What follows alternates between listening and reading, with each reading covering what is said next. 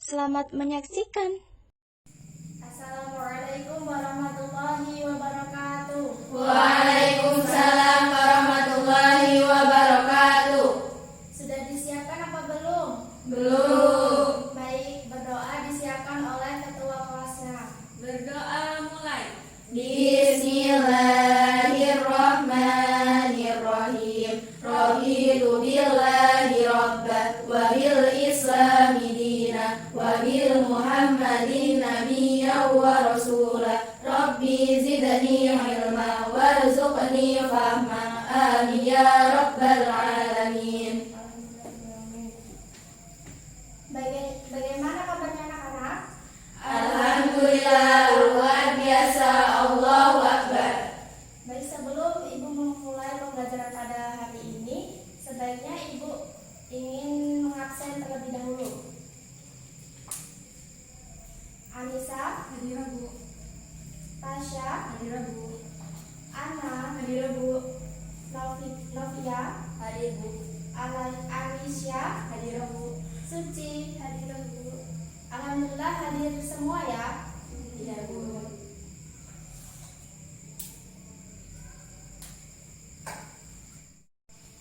Baik, pada hari ini kita akan mempelajari tentang apa? Belum pada belajar ya di rumahnya. Belum Bu. Jadi kita akan belajar tentang memahami induk-induk akhlak terpuji. Nah, sebelum kita mulai pembelajaran, sebaiknya Ibu akan membacakan tujuan pembelajarannya terlebih dahulu. Tujuan pembelajaran ini ada 5. Yang pertama, peserta didik mampu menjelaskan pengertian akhlak terpuji, yaitu hikmah, ifah, syaja'ah, dan adalah. Yang kedua, peserta didik mampu menyebutkan dalil yang menganjurkan akhlak terpuji. Yang ketiga, peserta didik menjelaskan ciri-ciri dari sifat akhlak terpuji tersebut. Nah, yang keempat, peserta didik mampu menyebutkan manfaat akhlak terpuji. Dan yang terakhir, peserta didik mampu menjelaskan cara membiasakan akhlak terpuji. Memahami induk-induk akhlak terpuji. Allah Subhanahu wa Ta'ala menciptakan manusia sebagai makhluk yang mulia. Kemuliaan manusia akan tetap bertahan selama manusia berpegang teguh kepada akhlak mulia yang dianjurkan oleh Al-Quran dan dicontohkan oleh Rasul Sallallahu Alaihi Wasallam. Nah, memahami induk-induk akhlak terpuji ini terkandung dalam Quran surat Al-Isra ayat 70. Berikutnya, mari menyimak ayat-ayat berikut tentang akhlak terpuji dalam Quran surat An-Nahl ayat 125 dan Quran surat An-Nahl ayat 90. Siapa yang ingin membacakan Quran surat ini? Ya, silakan.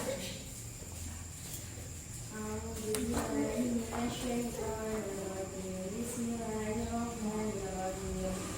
Ud'u ila sabili rabbika bil hikmati wal mau'izatil hasanati wajadilhum billati hiya ahsan. Inna rabbaka huwa a'lamu biman dhalla an sabilihi wa huwa a'lamu bil muhtadin. Sadaqallah.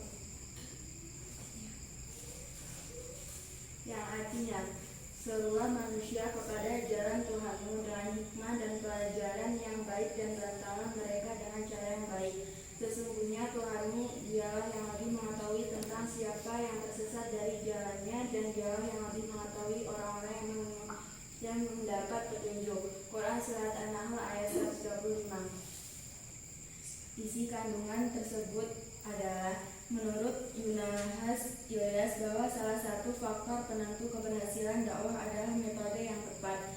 Rasulullah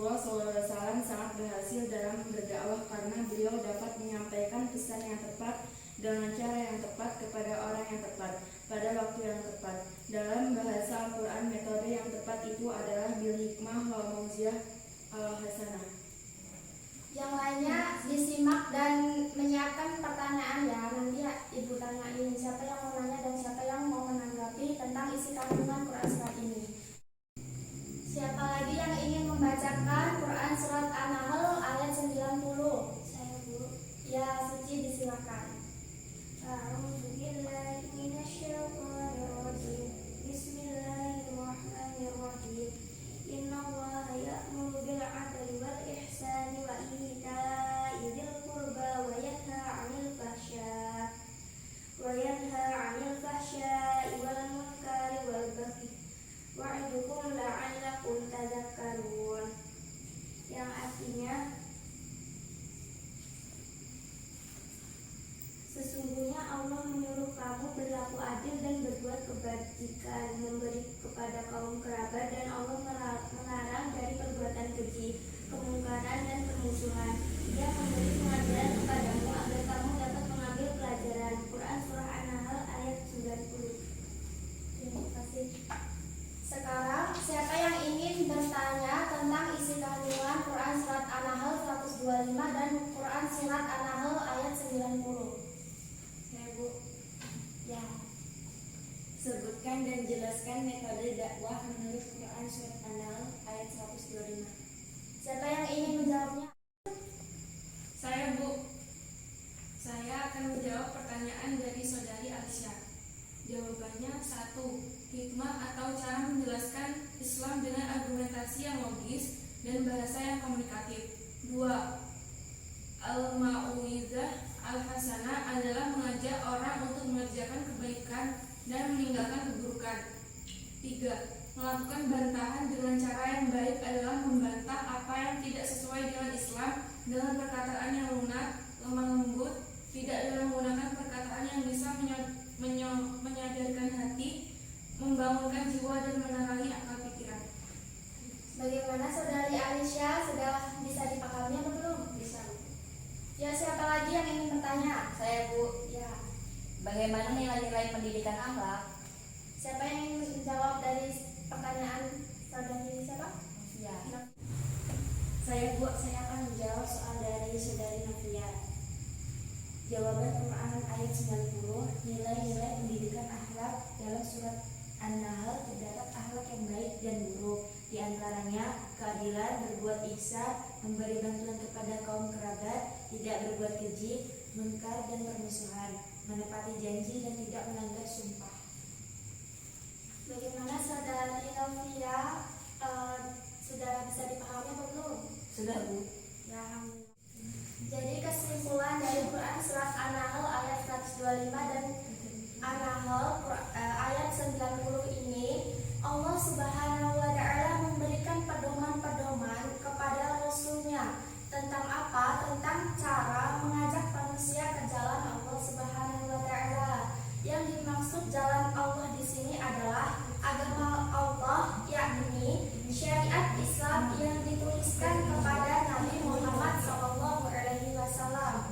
Allah menyuruh kita untuk berlaku adil dan berbuat kebaikan, berbagi kepada kerabat dan orang-orang di sekitar kita. Allah melarang kita untuk melakukan perbuatan yang keji. Materi pembelajaran pada hari ini memahami induk-induk akhlak terpuji. Induk-induk akhlak terpuji ini dibagi menjadi 4, yaitu hikmah, syaja'ah, ifah, dan adalah. Hikmah, ada yang tahu apa arti hikmah? Belum ada yang tahu ya? Belum, Bu. Jadi hikmah yaitu secara bahasa artinya kebijaksanaan, pendapat, atau pikiran yang bagus. Lafal al-hikmah tersebut dalam Al-Quran sebanyak 20 kali dengan berbagai makna. Yang pertama, bermakna pengajaran Al-Quran, dijelaskan dalam Al-Quran surat Al-Baqarah dalam ayat 231. Yang kedua, bermakna pemahaman dan ilmu, dijelaskan dalam Quran surah Maryam dalam ayat 12. Yang ketiga, bermakna an-nubuwah atau kenabian, kebahagiaan. Nah, ini dijelaskan dalam Quran surat An-Nisa ayat 5-4 dan Quran surat Shad ayat 20. Yang keempat, bermakna Al-Quran yang mengandung keajaiban dan penuh rahasia. Nah, ini dijelaskan dalam Al-Quran surah Al-Baqarah ayat 269. Anjuran memiliki hikmah. Jadi, hikmah itu adalah setiap perkataan yang benar dan menyebabkan perbuatan yang benar. Nah, hikmah ini kesimpulannya ilmu yang bermanfaat dan amal soleh, kebenaran dalam perbuatan dan perkataan, mengetahui kebenaran dan mengamalkannya. Nah, setelah seseorang mendapatkan hikmah, maka baginya wajib untuk menyampaikan atau mendakwahkannya sesuai dengan firman Allah Subhanahu wa taala. Hikmah ini dijelaskan dalam Quran surat An-Nahl 125 seperti yang telah dijelaskan oleh saudari Tasya tadi ya. Hikmah juga mencakup pemahaman yang mendalam tentang berbagai perkara, berikut hukum-hukumnya juga, sehingga dapat menempatkan seluruh perkara tersebut pada tempatnya, yaitu yang pertama, dapat menempatkan perkataan yang bijak, pengajaran, serta pendidikan sesuai dengan tempatnya. Nah, berkata dan berbuat secara tepat dan benar. Yang kedua, dapat memberi nasihat dan tempatnya. Yang ketiga, dapat menempatkan mujadalah atau dialog yang baik pada tempatnya juga. Yang keempat, dapat menempatkan sikap tegas. Dan yang kelima, memberikan hak setiap sesuatu tidak berkurang dan tidak berlebih juga. Nah, tidak lebih cepat ataupun lebih lambat dari waktu yang dibutuhkannya. Yang kedua, membiasakan sikap ifah. Ada yang tahu pengertian dari ifah? Ya. Belum ada ngerti ya? Jadi, secara etimologis ifah yaitu bentuk masdar dari afya ifu ifah yang berarti menjauhkan diri dari hal-hal yang tidak baik. Ifah ini secara terminologi artinya memelihara kehormatan diri dari segala hal yang akan merendahkan, merusak, dan menjatuhkannya. Maksud arti dari ifah ini yaitu sebagai usaha kita untuk memelihara kesucian diri. Maksudnya dari memelihara kesucian diri ini menjaga diri dari segala tuduhan, fitnah, dan memelihara kehormatan kita. Ifah dalam kehidupan.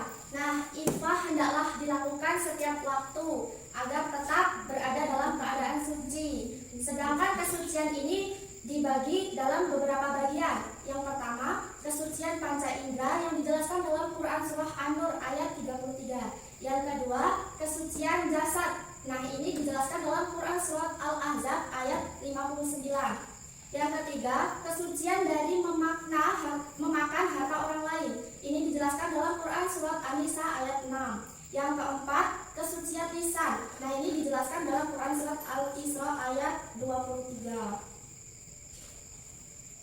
Yang ketiga, akhlak terpuji syaja'ah. Ada yang tahu tentang syaja'ah? Belum. Jadi syaja'ah ini berarti berani. Nah, maksud dari berani itu seseorang yang dapat bersabar terhadap sesuatu jika dalam jiwanya ada keberanian menerima musibah atau keberanian dalam mengerjakan sesuatu. Penerapan syaja'ah dalam kehidupan sehari-hari. Sumber keberanian yang dimiliki seseorang diantaranya yaitu yang pertama, rasa takut kepada Allah Subhanahu wa taala. Dua, lebih mencintai akhirat daripada dunia. Yang ketiga, tidak ragu-ragu, berani dengan mempertimbangkan yang matang. Keempat, tidak menomorsatukan kekuatan materi. Yang kelima, tawakal dan yakin akan pertolongan oleh Allah Subhanahu wa taala.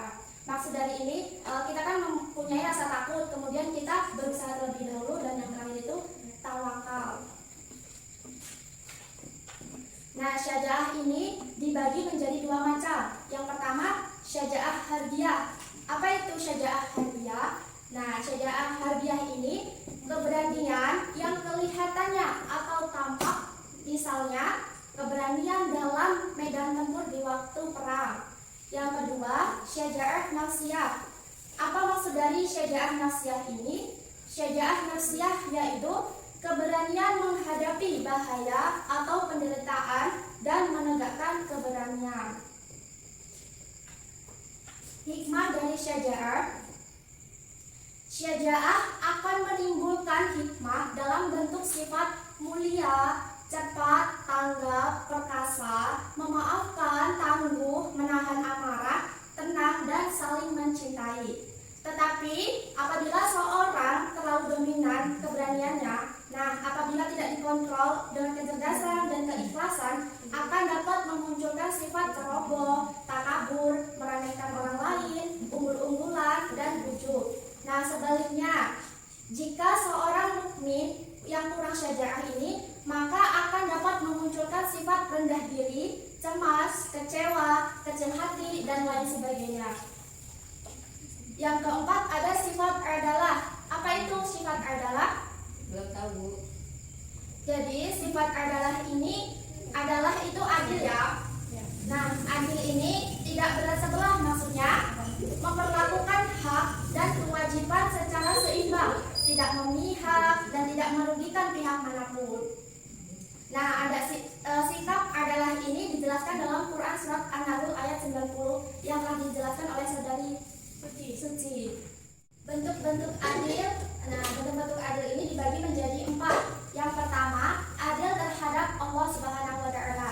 Artinya, menempatkan Allah pada tempatnya yang benar. Maksudnya, sebagai makhluk Allah dengan teguh melaksanakan apa yang diwajibkan kepada kita, sehingga benar-benar Allah sebagai Tuhan kita. Yang kedua, adil terhadap diri sendiri. Maksudnya apa? Menempatkan diri secara pribadi pada tempat yang baik dan benar. Maksudnya, kita harus teguh, kukuh menempatkan diri kita agar tetap terjaga dan terpelihara dalam kebaikan dan keselamatan.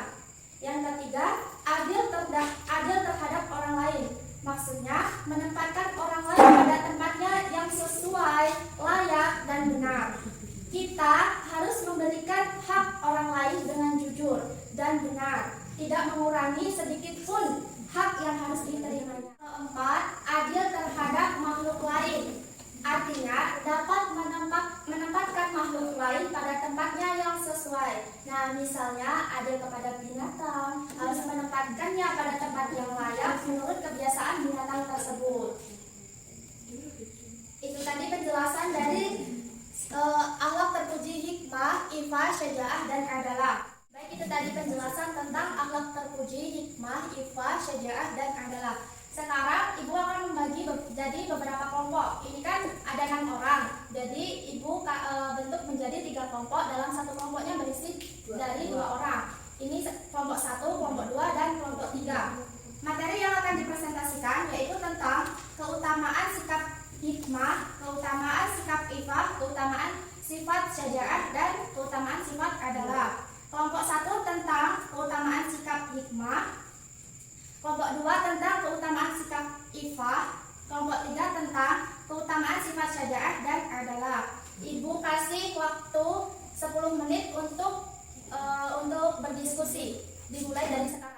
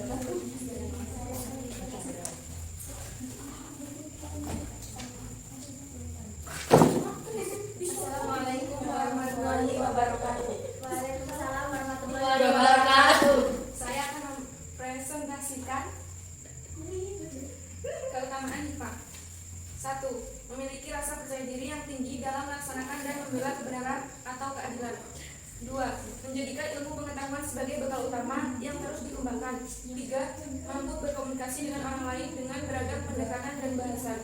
4. Memiliki semangat juang yang tinggi untuk menyiarkan kebenaran dengan beramar ma'ruf nahi munkar. Ya, terima kasih. Silakan duduk kembali. Kelompok 2 silakan maju untuk mempresentasikan hasil diskusinya.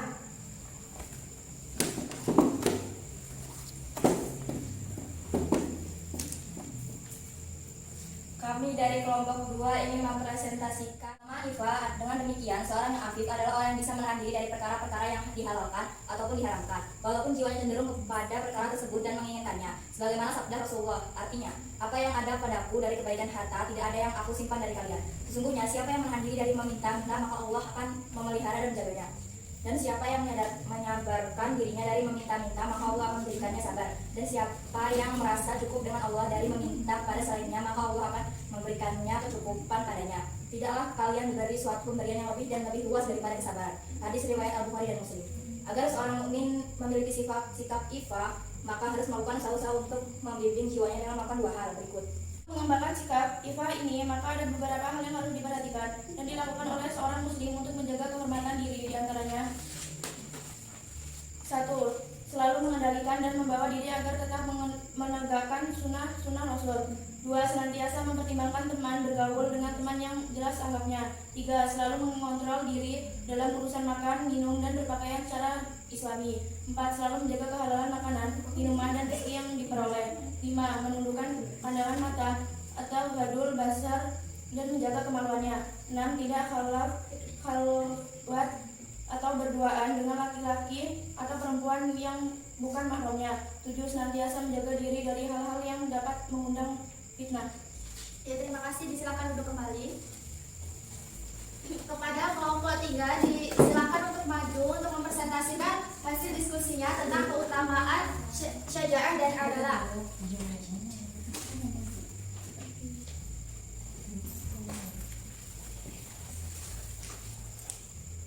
Kami dari kelompok 3 akan mempresentasikan keutamaan syaja'ah. Orang yang mempunyai sifat syaja'ah memiliki ketenangan hati dengan kemampuan mengolah sesuatu dengan pikiran tenang. Menurut Ibnu Miskawi, sifat syaja'ah mengandung keutamaan sebagai berikut. 1. Tabah, yaitu tidak segera goyah pendirian. 2. Tenang, yaitu berhati tenang, tidak selalu menuruti perasaan atau emosi dan tidak lekas marah. Yang ketiga, jiwa besar, yaitu sadar akan kemampuan diri dan sanggup melaksanakan pekerjaan besar yang sesuai kemampuannya. Kedudukan dan keutamaan adil. 1. Terciptanya rasa aman dan tentram karena semua telah merasa diperlakukan dengan adil. 2. Membentuk pribadi yang melaksanakan kewajiban dengan baik. 3. Menciptakan kerukunan dan kedamaian. 4. Keadilan adalah dambaan setiap orang. Alangkah bahagianya apabila keadilan bisa ditegakkan demi masyarakat, bangsa, dan negara, agar masyarakat merasa tentram dan damai lahir dan batin. 5. Begitu mulianya orang yang berbuat adil sehingga Allah tidak akan menolak doanya. Demikian pula Allah sangat mengasihi orang yang dizolimi, tidak diperlakukan secara adil sehingga Allah tidak akan menolak doanya. 3 orang yang tidak tertolak doanya yaitu orang yang sedang berpuasa hingga berbuka, pemimpin yang adil, dan orang yang teraniaya. Hadis riwayat Ahmad. Ya, terima kasih kepada kelompok 3. Silakan untuk duduk kembali. Dikumpulkan ya hasil diskusinya tadi.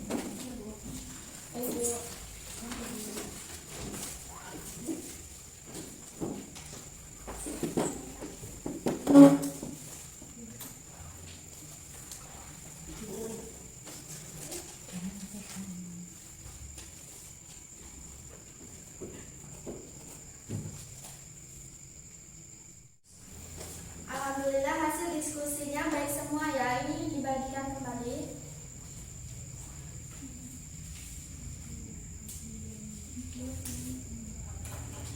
Jadi sudah paham semuanya ya tentang induk-induk akhlak terpuji. Sudah Bu. Jadi kesimpulan pembelajaran pada hari ini tentang induk-induk akhlak terpuji ini, dengan memahami ajaran Islam mengenai induk-induk akhlak terpuji, maka seharusnya kita memiliki sikap yang pertama, bijaksana dalam bersikap dan dalam menghadapi persoalan hidup. Yang kedua, berhati-hati dan mawas diri dari hal-hal yang dapat Yang ketiga, bersikap pemberani dan bertanggung jawab dalam melakukan kebenaran. Yang keempat, bersikap adil dalam memutuskan sesuatu dan dalam bersikap kepada siapapun. Nah, yang terakhir ini membiasakan akhlakul karimah dalam kehidupan sehari-hari. Ibu rasa cukup pertemuan pada pagi hari ini dan berdoa dipimpin oleh ketua kelas. Siap, berdoa mulai. Bismillahirrahmanirrahim. Wal asri innal insana lafi khusrin illa alladzina amanu wa amilus solihati wa tawasaw bil haqqi wa tawasaw bis sabr. Rabbana atina fid dunya hasanah wa fil akhirati hasanah wa qina adzabannar. Rabbi zidni ilma warzuqni fahma. Amin ya rabbal alamin. Ibu akhiri, wallahul muwaffiq ila aqwamit thoriq. Wassalam.